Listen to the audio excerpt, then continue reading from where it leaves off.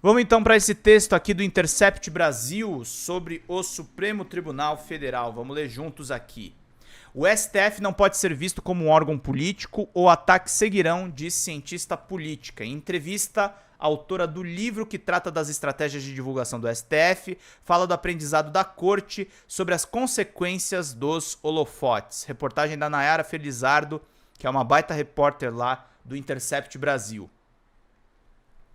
A justiça ficou pop e com isso vieram as consequências. É o que diz a cientista política e jornalista Graziele Albuquerque, autora do livro Da Lei aos Desejos, o agendamento estratégico do Supremo Tribunal Federal. Ela pesquisou como o Supremo se organizou ao longo dos anos para ocupar espaços políticos e midiáticos e quais as adversidades dessa superexposição. A invasão do órgão no dia 8 de janeiro de 2023 é uma delas. Em entrevista ao Intercept Brasil, a pesquisadora falou sobre os aprendizados que ficaram após as eleições de 2022. É preciso voltar para um lugar em que não enxergue tanto o Supremo como um órgão político, disse Albuquerque. Ela também diferenciou as críticas que a esquerda faz ao Supremo dos ataques promovidos pela extrema-direita, mas ressaltou que em ambos os casos o órgão é visto como uma instituição que tem preferências partidárias. Para reverter isso, segundo Albuquerque, é preciso reavaliar os custos da superexposição do Supremo e de seus ministros individualmente, algo que ela acredita estar sendo feito pelos novos indicados, Flávio Dino e Cristiano Zanin. Eles estão entendendo que o movimento é de maior contenção do ponto de vista midiático, analisou ela. Albuquerque ainda falou dos efeitos da transmissão das sessões do STF no voto dos ministros.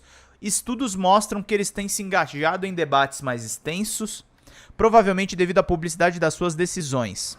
Os acórdãos ficaram com 26 páginas a mais em média, o que aumenta o tempo de leitura e prejudica a eficiência do tribunal. Confira a entrevista. O Intercept pergunta aqui, o Intercept Brasil. Você escreveu que o Supremo Tribunal Federal se comunica estrategicamente olhando para o contexto político. Isso se aproxima das críticas feitas tanto pela esquerda na época do julgamento de Lula, quanto na narrativa bolsonarista, de que o STF não é confiável. Os dois lados estão certos? Graziele Albuquerque. Há um primeiro ciclo de críticas que vem de uma parcela da esquerda e que ocorreu desde a prisão de Lula. Durante o julgamento do Mensalão e no impeachment de Dilma.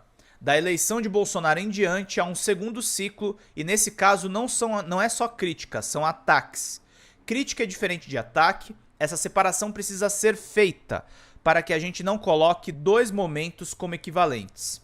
Nos dois casos, o Supremo passa a ser visto como uma instituição política com preferências partidárias, e é nesse ponto que o judiciário vai se aproximando das características dos poderes executivo e legislativo, passando a estar no varejo da opinião pública.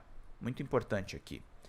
Deixa de haver um certo afastamento que o judiciário precisa ter. Se ele perde isso, ele vira um poder representativo das ruas e precisa responder como se fosse eletivo. Do meu candidato eu posso ter ódio ou amor, posso não votar nele na eleição que vem, é um comportamento inadequado em relação ao magistrado. Tão importante quanto ser é parecer ser. Você escreveu em relação às estratégias de comunicação adotadas pelo Supremo.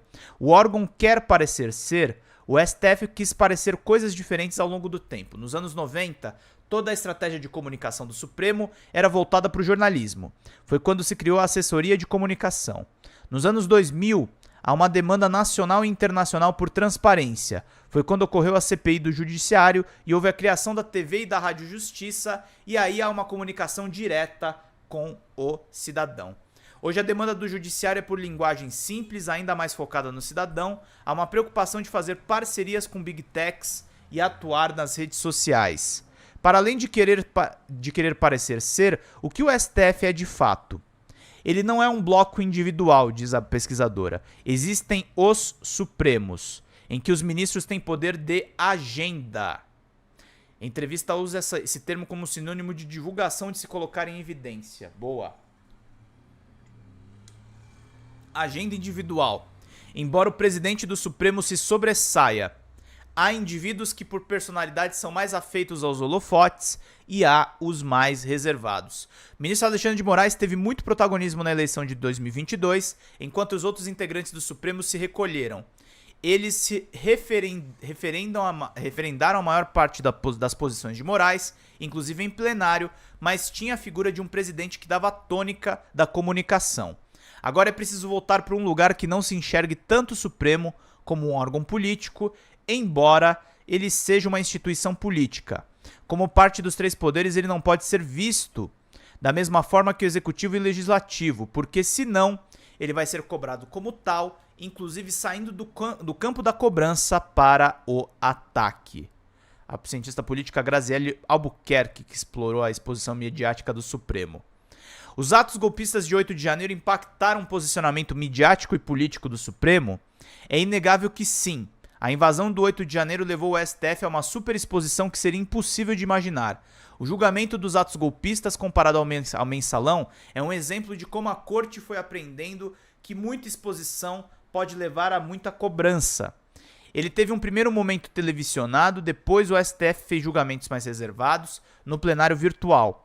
Isso é o oposto do que aconteceu no mensalão, que teve 2 anos de julgamento amplamente televisionado. Os ministros também foram aprendendo a lógica da comunicação. No julgamento do 8 de janeiro, quando o advogado começou a falar no livro O Príncipe do Maquiavel, o ministro Alexandre de Moraes disse que ele estava fazendo uma fala para as redes sociais. Um rito que antes era só jurídico, agora também é midiático.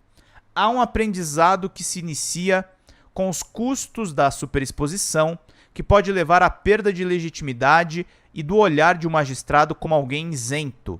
Essa aprendizagem não será milagrosa nem linear, mas o Supremo está aprendendo que, quanto mais você se expõe, mais você tem que responder.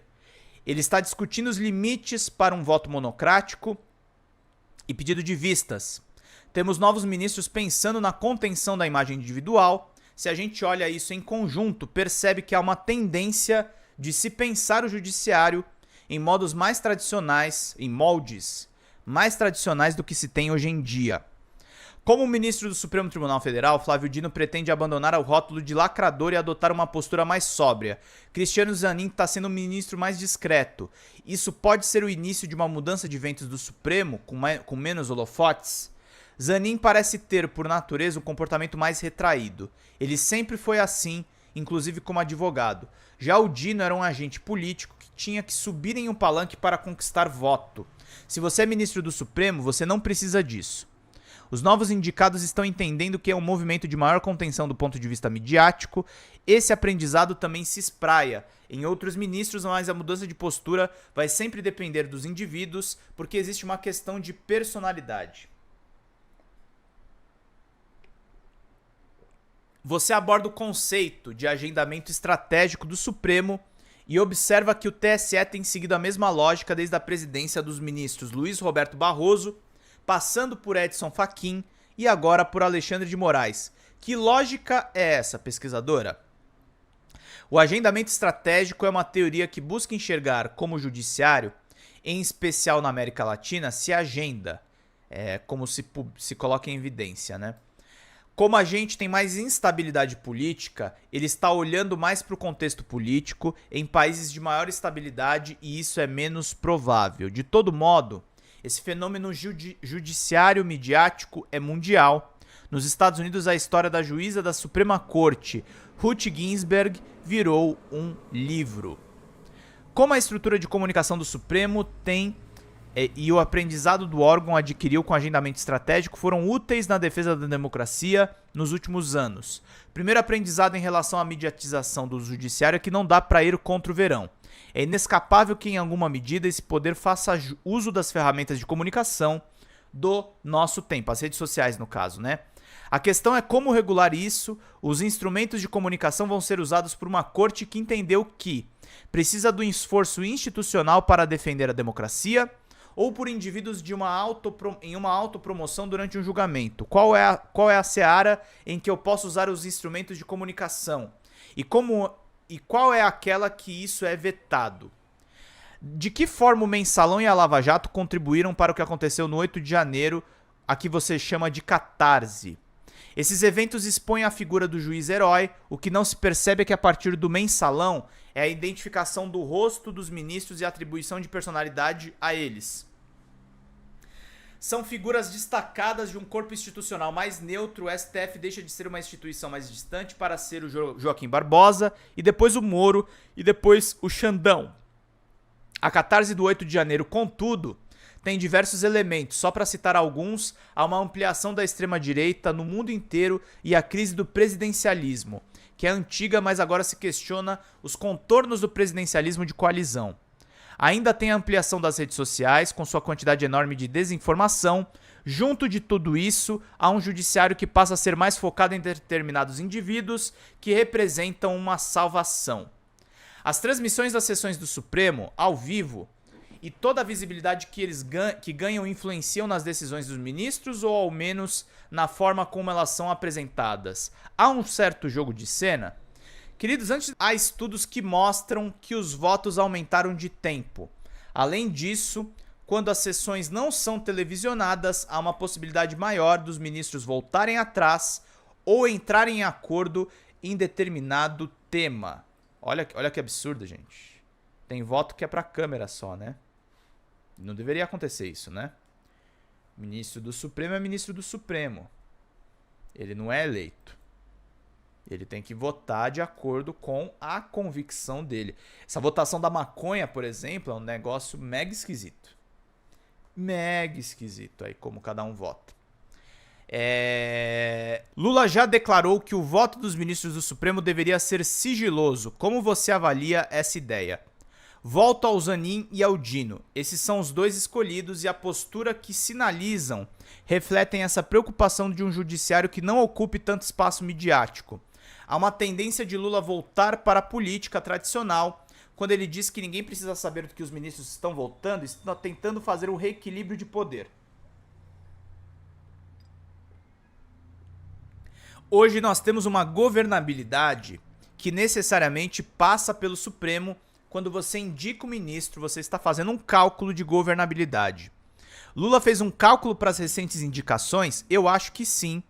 Muitas críticas que foram feitas às indicações de Lula estavam olhando para fora. O Supremo se comporta de maneira dual, tem o voto para fora, que impacta na sociedade, e existe o aspecto interno, de como o ministro do Supremo se relaciona com o legislativo e com o executivo. Nisso, a experiência política conta muito. Nas eleições de 2022, diversos analistas colocam a experiência de Alexandre de Moraes nos trâmites políticos como necessária para fazer a condução do processo, que foi extremamente imbricado. Esse conhecimento virou uma questão prioritária para o governo. Quando Lula fala que ninguém precisa saber como os ministros votam, mais do que qualquer pretensão real de que os votos sejam sigilosos, e porque isso não está no horizonte, não é factível, tem a ver com colocar em pauta pontos da política mais tradicional, inclusive pensando no rearranjo dos poderes. O PT tem mais da metade de um governo pela frente e precisa garantir a governabilidade. É isso aí, queridos. Muito boa matéria, muito importante aí para todo mundo acompanhar.